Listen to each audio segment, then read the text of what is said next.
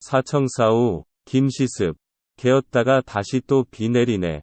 사청사후 우환청 잠깐 개었다 비 내리고 내렸다가 도로 개이니 천도유연 황세정 하늘의 이치도 이러한데 하물며 세상 인심이야 예하변시 환회야. 나를 칭찬하다 곧 도리어 나를 헐뜯고 도면각자 의구명 명예를 받아더니 도리어 스스로 명예를 구하네. 화계와사 춘하관 꽃이 피고 꽃이 지는 것을 봄이 어찌하리오. 운거울래 삼불쟁 구름이 오고 구름이 가는 것을 사는 다투질 않네.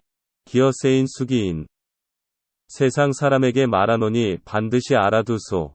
취환 묻혀 득평생 기쁨을 취하되 평생 누릴 곳은 없다는 것을. 감상1. 오세주 인간은 자연에서 태어나 자연이 생산한 산물을 먹고 자연 속에서 살다가 자연 속으로 간다. 이런 면에서 인간과 자연은 하나다.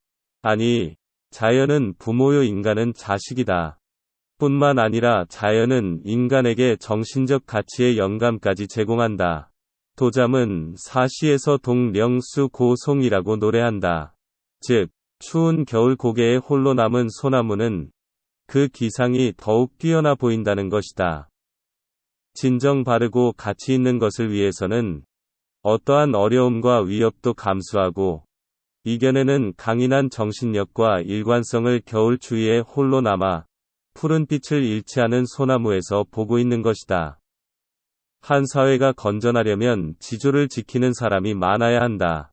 지조를 잃어버린 사람과 그들이 구성하는 사회의 말로는 혼란과 멸망이 있을 뿐이다. 이 시의 작가 김시습은 지조를 지킨 삶을 산 사람으로 알려져 있다. 소위 생육신 중의 한 사람이다. 김시습은 그의 나이 20세 전후에 폐륜을 목격한 것이다. 삼촌인 세조가 조카인 단종을 죽이고 왕위에 오른 사건을 말이다. 물론 이 사건을 두고 당시의 정치적 상황론으로 다른 각도의 설명과 해설을 붙여 정치적 이해를 할 수도 있을 것이다. 그러나 그 방법만이 당시의 유일한 대안은 아니었을 것이다. 그것은 분명 반일륜이고 폐륜임이 분명한 것이었다. 이러한 충격적인 사건이 어린 김시습으로 하여금 자신의 출세만을 위한 정상적 삶을 불가능하게 했을 것이다. 사실 그는 당시 신동으로 알려졌을 뿐 아니라 과거 준비에 열중하고 있었다. 그는 세조의 왕위 찬찰의 소식을 듣고 바로 과거 준비를 중지하고 출가하여 전국을 떠도는 삶을 산 것이다.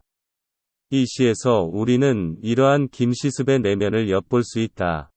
즉 당시의 정치와 인간성에 대한 불신과 냉소의 정서를 알아차릴 수 있을 것이다. 먼저 1. 이 구절은 이러한 폐륜을 목격하고 가치관의 혼란에 빠진 김시습의 떠도는 삶의 현장이다. 무대는 산이다. 산길을 걷는 도중일 수도 있고 어느 절이나 암자일 수도 있디. 날씨는 비가 내렸다 그쳤다 하는 변덕스런 날씨다. 바로 이것이다. 김시습이 이 시를 짓게 한 것은 이 날씨의 변덕인 것이다. 그는 이것을 이 시의 첫 구절로 삼고 제목으로도 삼았다. 즉, 사청사우 우환청 잠깐 개었다 비 내리고 내렸다가 도로 개이니 천도유연 황세정 하늘의 이치도 이러한데 하물며 세상 인심이야. 인간이 변하지 않는 진리로 크게 믿는 천도, 즉 자연의 법칙까지도 변덕스럽다고 말하고 있는 것이다. 이어서 3, 4구절에서 그는 자신이 겪은 변덕스런 사람들의 인심을 예를 들어 소개하고 있다.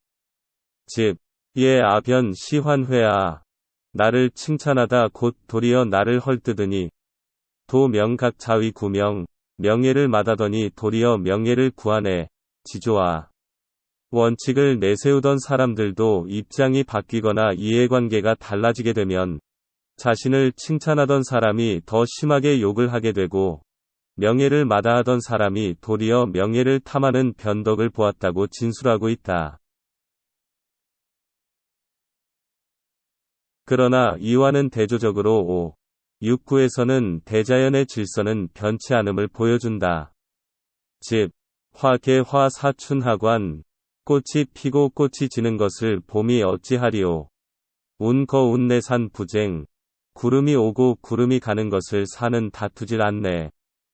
꽃이 피고 지게 하는 대자연의 시간 운연과 구름을 오가게 하는 자연의 섭리는 변하지 않는다는 것이다. 바람과 구름, 산과 꽃은 이 자연의 법칙에 순응하며 살아간다는 것이다.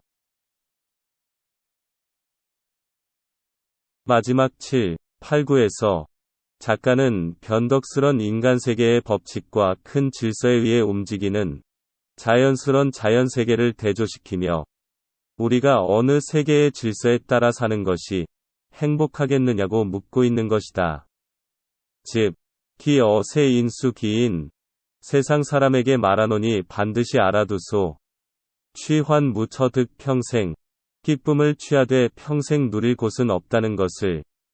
여기서도 그는 인간의 세계는 이해관계가 지배하는 변덕스런 곳이며 이해관계의 변화에 따라 인간의 행동도 달라지는 곳이니 너무 집착해서 살 곳이 못됨을 알려주고 있다.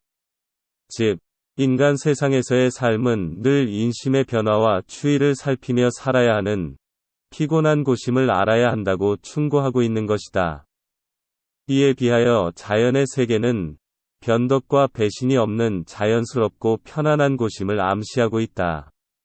그렇다 여기서 김시습이 희구하는 인간 세계의 질서란 변덕 없고 일관성 있는 평화로운 세계.